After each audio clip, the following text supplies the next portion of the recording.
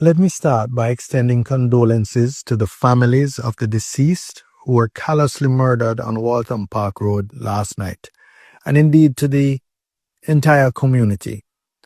And I call on the authorities to exhaust all resources in bringing the perpetrators of this heinous crime to justice. However, Prime Minister Andrew Holness's response to this latest mass shooting incident in Waltham Park Road, St. Andrew, which claimed 5 lives, is quite bizarre. His characterization of these killings as a, quote, multiple victim violent incident, end quote, is an euphemistic attempt to downplay the frequent incidents of mass shootings scarring Jamaica's international image and devastating many local communities. Mr. Holness's minimization of the horrible incident is a disservice to the victims and their grieving families.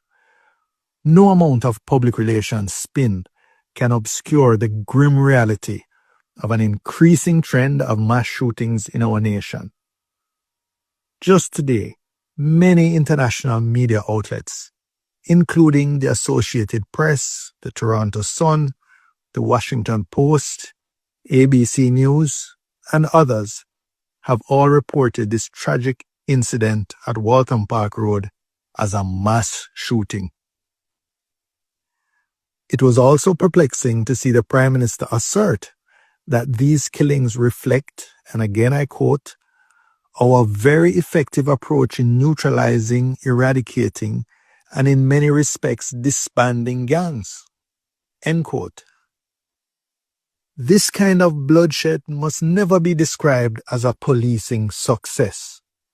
What it represents is a profound failure of national security policy and a collapse of public safety in many of our communities.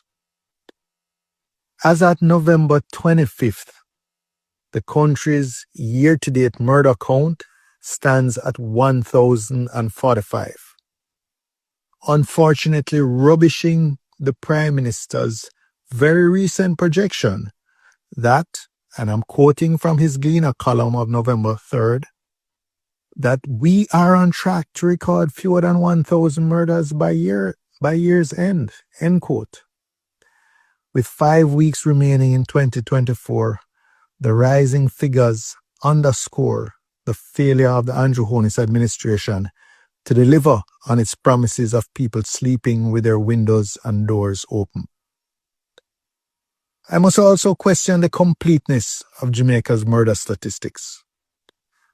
Reports suggest that between 100 and 200 deaths are currently categorized as undetermined, though many of these will ultimately be adjudged to be homicides. The Jamaican people deserve full and prompt disclosure from the government in this regard. Increasing incidents of mass shootings in Jamaica should be neither normal nor acceptable.